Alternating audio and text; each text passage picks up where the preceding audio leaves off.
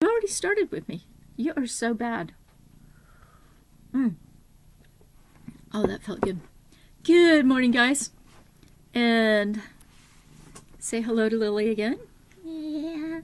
She's just, sometimes the purring gets picked up on the microphone, so you might have been able to hear her right then.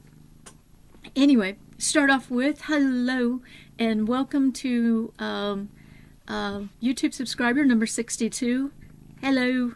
Can't put them inside of my guest book because they don't have their name listed. But thank you so very much, nonetheless, for subscribing. I really do appreciate it. Been quite a morning.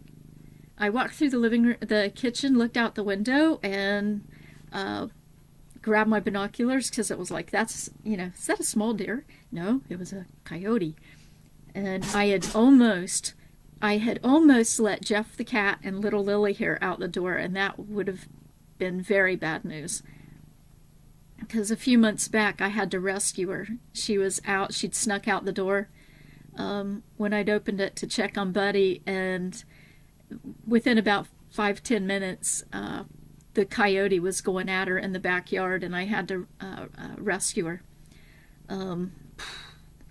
Nasty little buggers.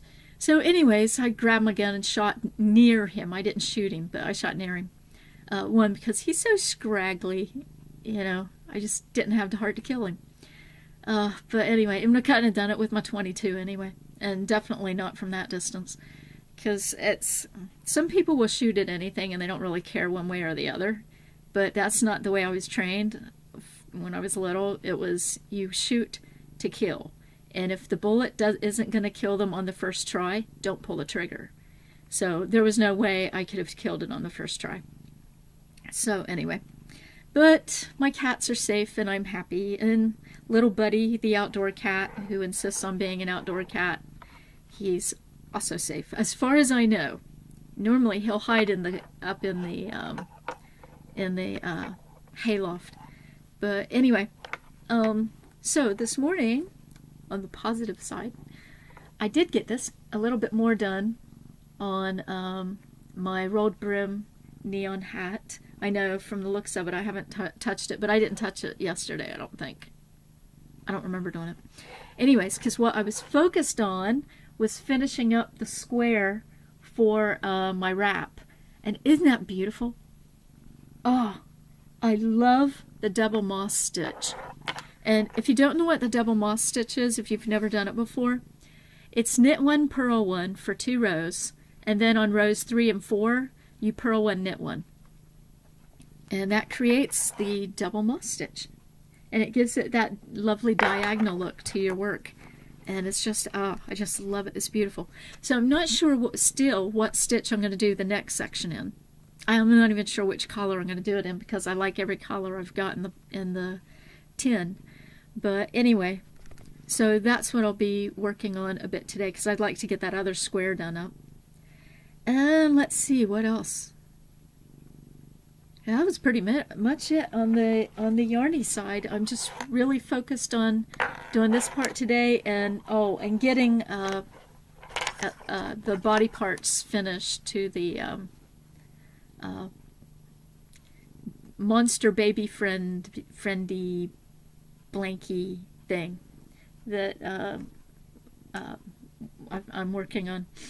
But on a big news, the big news. Now we leave the yarny bits and we're on to something else. I've been talking about in other videos that during the dry time of your business, your Etsy business or whatever business it is you've got, of what to do during those times, and trying to come up with alternate income streams. Well, I used to do graphics and stuff, and did them for a couple companies and design logos and whatever. Of course, when I have my logo designed for my shop, it's been so long since I did it. I didn't hire, but I asked my little cousin to do the work, and so she did it. It's past the buck. So anyway, I wanted to get back into cartooning and graphics again. And so yesterday my Wacom Intuos came. And this is what it looks like. It's just a plain pad, and I don't think you can see it, but it's got little dots on it. And then you've got little buttons, hello, up in the corner here. And this one is a reset, that's undo, I think that's zoom in and that's zoom out, or the other way around. But I played with this last night. It was so fun. And you can, the nice thing about it is you don't have to wear a special glove with it because nothing's going to bother it. And it comes with its own little pin. Now the pin has buttons on it, but I haven't seen, I'm not really sure how the buttons work. So I'm going to have to look that up in the handbook. Yeah, it'd help to read the handbook, wouldn't it? Probably. But anyways, and what I like so much about this, first of all, it's not a battery-operated pen. Two, the pressure, depending on the amount of pressure that you put on it, it depends on the thickness of the line. Super cool. And it works this thing works in basically every program. I was playing with it in Paint last night, and they have another program, Art something or other, I can't remember the name of it, sorry, that you get for free. It's the light version of the program, and it's really neat. So I spent some time last night learning how to do that. And then it has, hold on here, it has a cord where it connects into your laptop. And then it also is compatible with the wireless program, with the wireless. So you can set this up to do wireless even, so then you can just hold it in your lap. But anyways, this is so much fun. And from everything I've been watching while I was debating on which one to get and stuff, I was watching all these videos, and the videos on it were saying that, you know, spend a little bit of time every day, an hour is best, working on it for 2 weeks, and then you'll have really mastered down on being able to draw with this thing, because it is really weird, because you're drawing, you've got this on the table, right, and you're drawing, but what's happening is on the screen. So it took a little bit to get the hang of where everything was going to go and speed up the process last night. So I'll show you my sad little attempts in the upcoming picture of what I drew last night, because that was fun.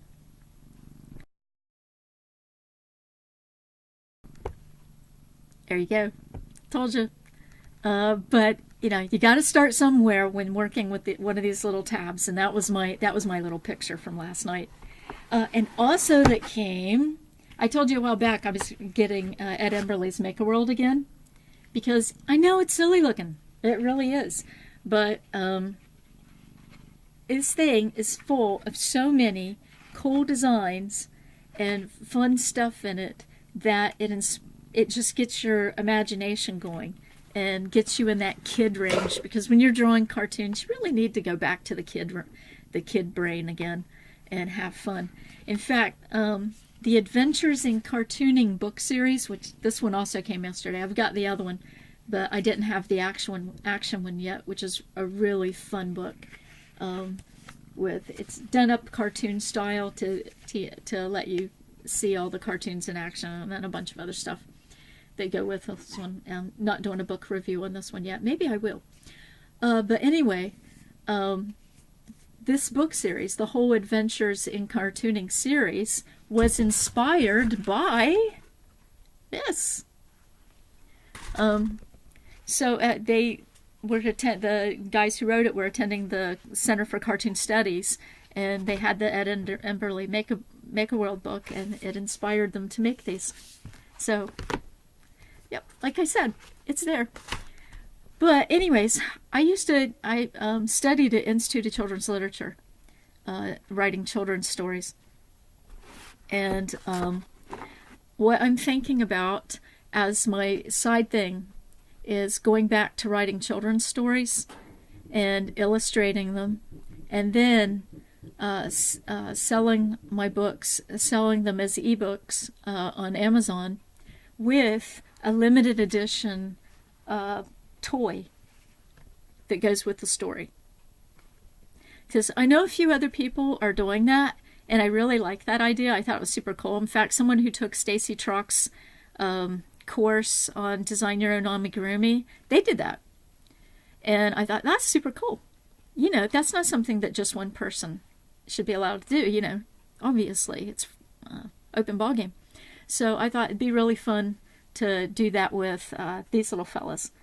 And have it, you know, like I said, a limited edition that I would make, because you know me, I don't like making the same stuff over and over again. So I'd really have a small number on how many of those I'd make that go along with the book. So anyways, that's it for me. And I have links so you can, excuse me, go in and look at the Intuos if you're into drawing and stuff. And you might want to check it out. And definitely the books. And also, you guys, if you want me to do a video on something in particular, or start adding things into topics added into my little podcast, morning podcasts, let me know. I'm game for about anything. So anyway, we'll catch you later, and have a fantastic day.